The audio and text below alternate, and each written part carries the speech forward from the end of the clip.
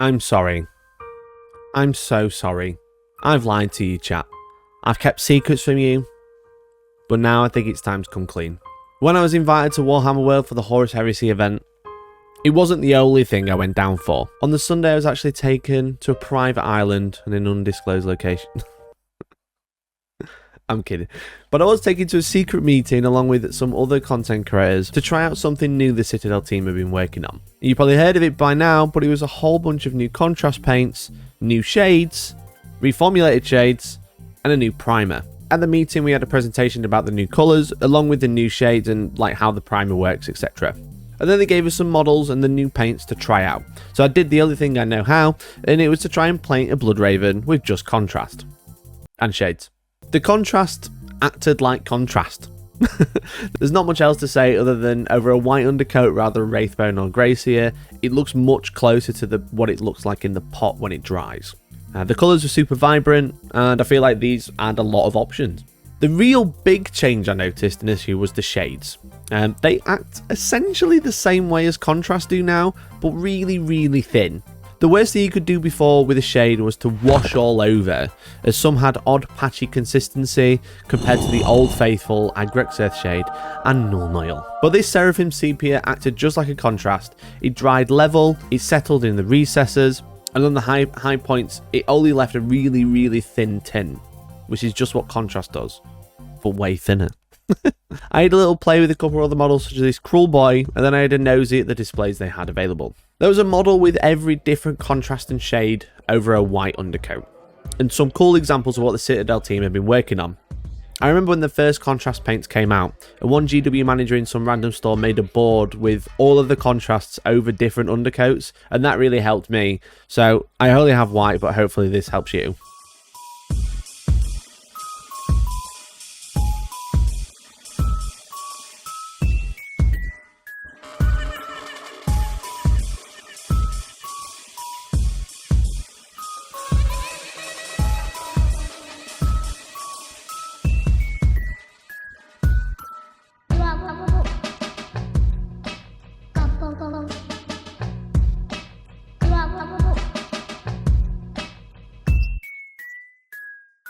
Anyway, I had a nosy what the other creators were working on as well, and they were producing some pretty astonishing results.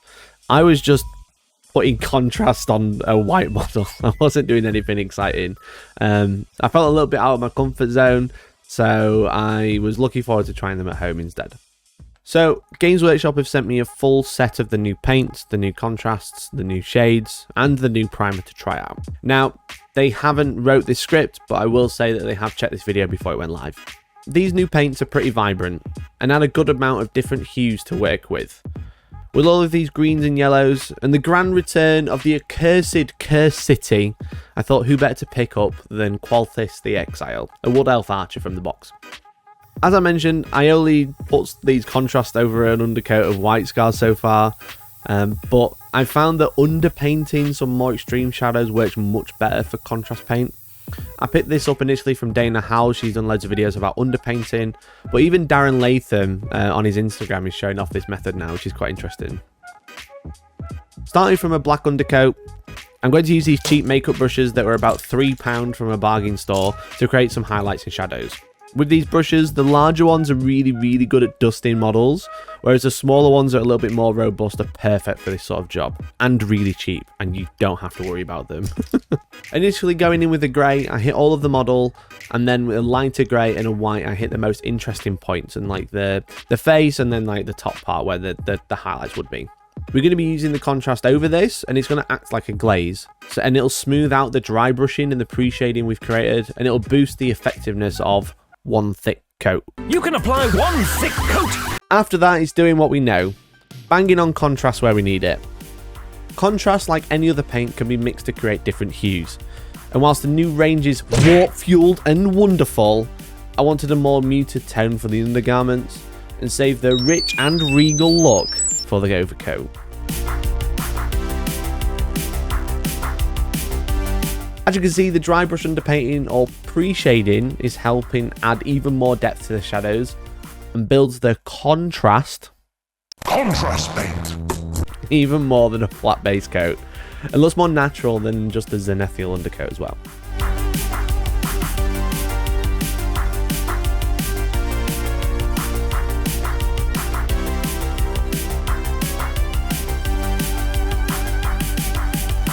So once we've got all the colours down, one of the final tasks was the bone crown she's wearing, or the antlers. I wanted this to be a bit warmer than the cooler shades of the clothing, so I repainted the highlights with Wraithbone before applying thinned down Garrigax Sewer in multiple thin coats to build a blend towards the darker brown / black at the top of the antlers. Because contrast is so thin, the initial undercoat or base coat you have is kinda crucial to what the final result will get. I'm not just talking about the underpainting, but there's a reason Games Workshop released Wraithbone and Greyseer when this line first appeared. Greyseer by name is grey, obviously, and that will almost mute the colours down from their natural hue.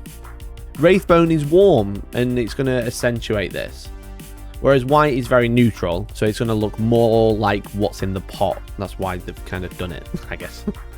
Anyway, once this was done, I painted the metallics on the model the traditional way. I don't personally think that contrast is a good replacement for true metallic metals. It can be used for non-metallic metals, but I've already done a video about that. And contrast paint is just a tool in the toolbox. It's not a magic paint that's going to do everything for you. So here we are, 99% contrast only paint job. I'll be using one of the old contrast paints for the flesh and using some gold and silver on the metallics. And it looks decent. But you can see in some parts, especially on the face, it kind of looks bad. So overall, it's fine. You can leave it here if you want, but the best thing I think to think of this step is that it's the first layer of colour. And now it's time to go in and do some real shading and highlighting. Whilst we may be using some brand new paints, we're going to pull out an old classic to work on the face. I mixed this with the original contrast to make a lighter mid-tone and start highlighting the face and hands. Lord have mercy. We must stay focused, brothers. The initial contrast layer is just going to now show us where the highlights are supposed to be and why I like this method and why I like taking it further. We're not trying to reinvent the wheel. We're just going to layer the lightest points that we've got and fill them with colour, because you could see underneath them, which didn't look very good. And that was the problem. It was too thin.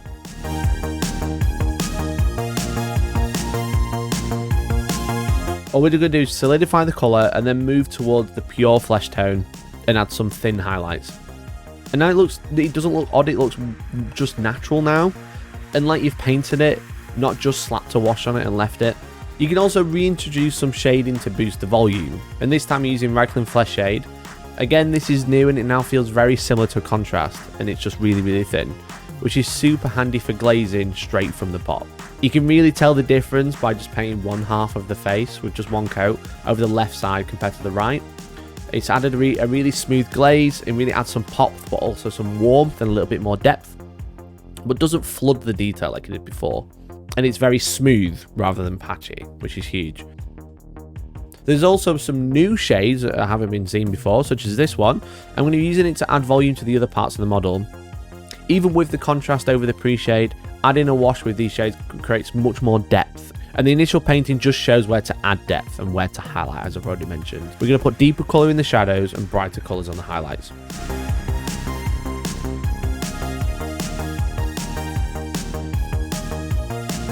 Speaking of which, as well, in the same way we're adding depth, we're adding highlights. This time using the contrast paint and a similar colour to mix it together to create a mid-tone. And this will be used for the flatter parts of the model where it looks a little patchy, it looks a little bit off. And this is the one problem with contrast on flat parts such as flat armor panels, and this is what I suggest to do if you're going to do it that way. But once we've neatened those up, we can add a little bit of white to that same mix and then add a highlight. You know, just catch the sharp edges, catch the interesting edges and stuff like that. There's quite a bit to do here, so I'm not going to repeat myself over and over again. So here's a highlight of the highlights. I have no idea why I did that. That was cringe.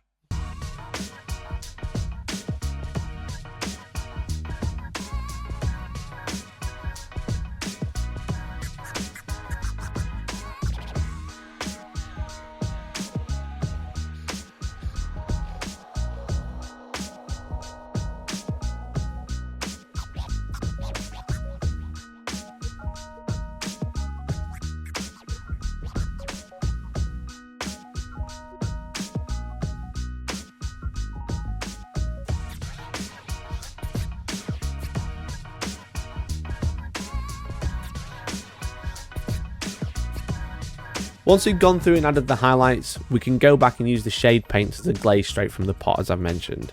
Either we can use this to add more depth and add to our shadows, or we can use it as a glaze over the highlights to tint them or add a filter so we get like a smoother transition from our deep recess to our midtone to our highlight.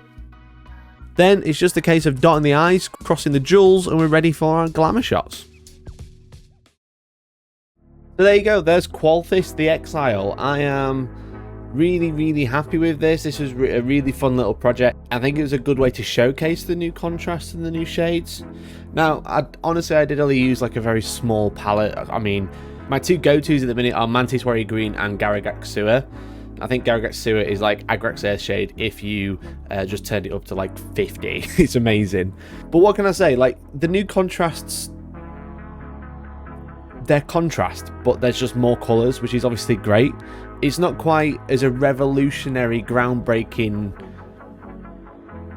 thing like when contrast first came out, because it's a few years ago now. Everyone kind of knows what they are, and they're a really good product. They have their uses, they also don't have their uses in certain situations, but overall, a contrast paint in a toolbox of all the other paints, like I was using them today, works really well.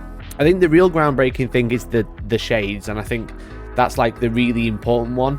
The way these work now, like contrast, not like old shades, is actually really huge, and I think that's going to really change the look of a lot of people's models and the workflow of what a lot of people do with them for the better. I think they're much more foolproof, I guess, for the lack of a better term. Much more foolproof and much easier to use into like create like shading, to create blends, to create transitions, which I was trying to do and I was trying to showcase. So hopefully you've enjoyed this video. Obviously this is just one way you can use contrast. I'm actually filmed another one where you can shoot them through the airbrush, which is what I normally do with contrast. If you'd like to see that, do let me know down in the description. I do like painting videos, so hopefully you like them too. I want to say a massive thank you to Games Workshop for inviting me along to the workshop for the new paints, and thank you for sending a whole set that I could try them out, and thank you for letting us share it with you guys at home, and hopefully you've enjoyed this video. Another thank you I want to say is to my latest members who have subscribed and joined the channel today. Thank you very much to Clarky, Ape of Justice, Mark Ward, Steve Kibb, That Fubar Guy, Ben Fail, Dunny Woods, Forcefield Cat, Trawling Cleaner, Corax Cox, Jojo, thank you, Steno, Logan Walker, and TT Bam. Thank you very much for coming, member guys, really appreciate it. Again, it does really support the channel, so I can't thank you all enough. If you haven't subscribed already, please do, and if you want to, you can join the channel, become a member, get full access to my Discord, and you generally support the channel and keep the lights on, so I do really appreciate it. I realise there's always talks of real world things going on out there, and everything's getting more expensive, so I do really appreciate everyone who just considered to become a member. It does really help me out, so thank you so much, everyone. But that's it. Thank you very much for watching. Let me know what you want to paint next. Shall I paint Glorio? I think Georgie might get angry if I do that. But thank you very much for watching, guys. Really appreciate it. And hopefully I'll catch you in the next one. Bye!